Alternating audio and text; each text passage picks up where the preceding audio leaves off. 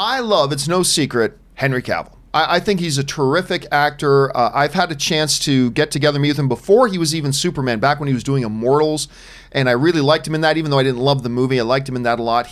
I'm on record saying the blasphemous thing that he is my favorite Superman of all time.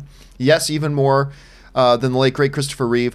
I just love Henry Cavill. I can't wait to see Witcher, all that kind of stuff. And, you know, you cannot help but be an admirer of the physical shape that this guy keeps himself in. It is crazy. Now, we have talked before on this show about how, you know, Henry Cavill did not just burst onto the scene out of nowhere. Henry Cavill is a guy and an actor who, long before you or I heard his name, was targeted by a lot of casting agents as a can't-miss blue-chip prospect. He was the runner-up to play Superman in Superman Returns, and he was the second-place guy to get it, and then went to Brandon Routh. And I actually loved Brandon Routh as Superman. I really did. He was also the runner-up to play James Bond in Casino Royale, and he lost out to the final other guy, which was, of course, Daniel Craig, and the rest is history. But this story caught me as being a little bit interesting. Did you know that one of the reasons Henry Cavill did not get the gig as James Bond, other than the fact that Daniel Craig is great, was the fact that the director considered him too fat? Henry Cavill just recently did an interview and talking about the experience, and he said this. He said, "I probably could have prepared better. I remember the director, Martin Campbell, saying, 'Looking a little chubby there, Henry.' I didn't know how to train or diet. And I'm glad Martin said something, because I respond well to truth and it helps me get better."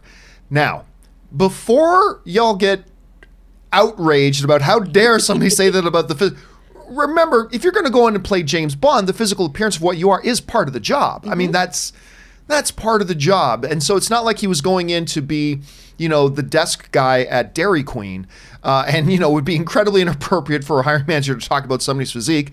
But he went in. But it's just funny when you think about Henry Cavill, this dude who was like chiseled out of granite, who just gets bigger looking and stronger looking all the time, that this dude lost out on a thing because the director said he was too chubby. And I just found that interesting.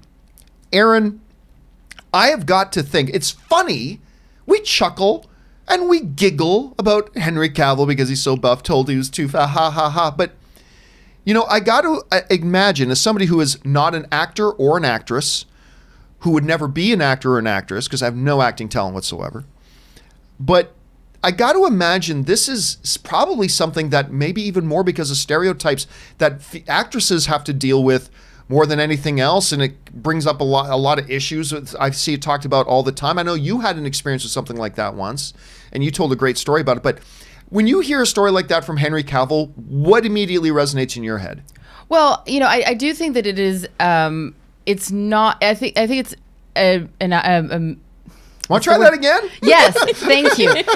It's an incorrect assumption that this is something that specifically affects women, because, I mean, most of the male actors that I know who do not fall into the character actor category, they struggle with this as well. They go through periods where they have to, I have friends that go on crash diets and, oh, I'm not drinking right now because I got to slim up for this project that I got. That is very common conversation amongst actors because, yes, we do work in a unique field where our physical representation 100% will determine sometimes whether or not we get a job.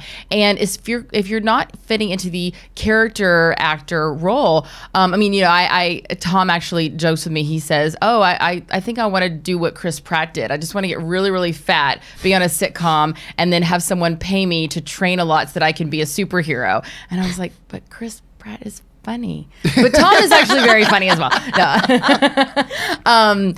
So it is something that I think men and women universally have to deal with in this industry. And I feel the same way that Henry Cavill does. I respond very well to truth. Very early in my career, I had a casting director who told me, this was dating myself a little, for the previous CW was called the WB. And she said, "The WB will never let me hire you with your acne. you've got to clear it up. I had a really bad skin problem. I had tried everything.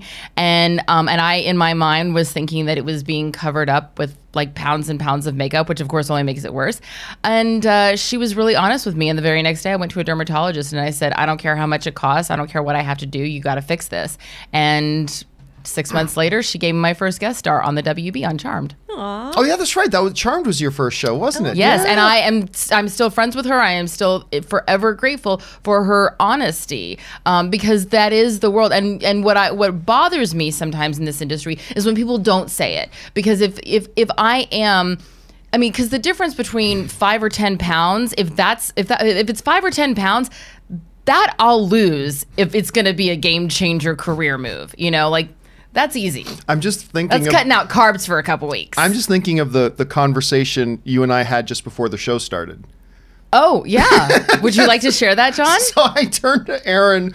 Okay, so you have to understand the process we go through. Like, we come in the zoo, we take our seats, we position ourselves for the cameras, we check the lighting, check audio, all that kind of stuff. And I turned to Aaron because I noticed something in the monitor. I said, Aaron, I need to ask you something a man is never supposed to ask a woman. Do you have makeup?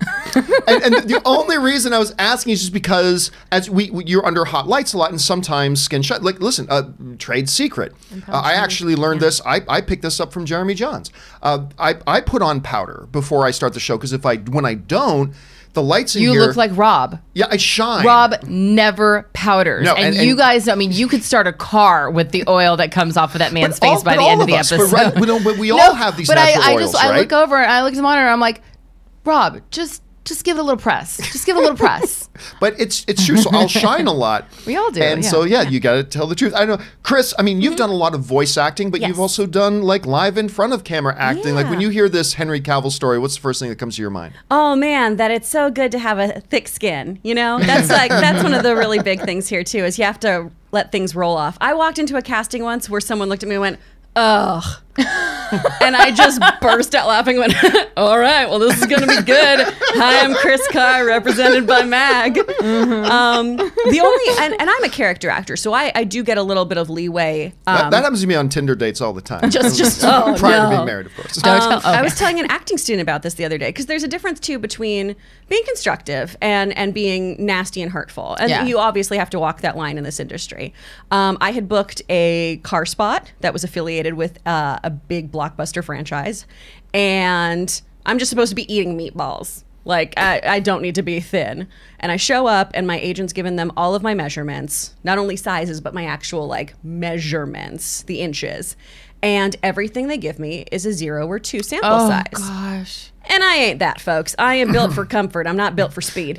And so I just look at everyone and go, no, I can't. And we'll try them on.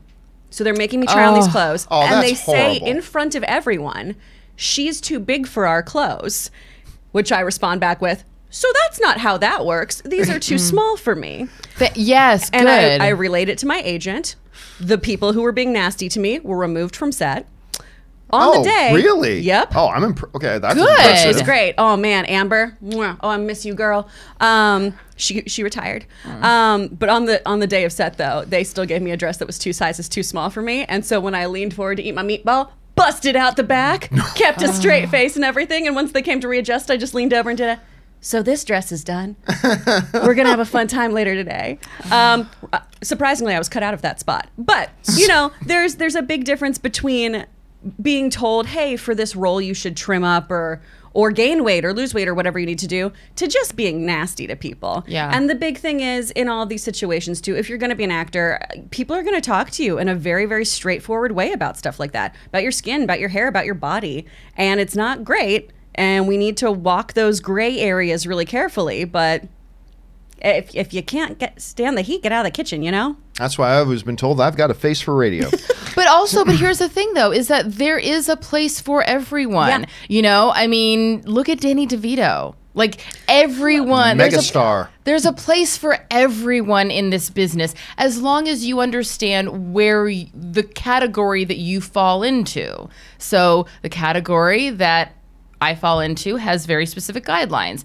And if I don't want to follow those guidelines, I should go do something else. Yeah. All right, guys, question is, you hearing this story about Henry Cavill, and it's funny on the surface, but it raises questions beneath it too. What do you guys think about that? Jump in the comments section below and let us know your thoughts. All right.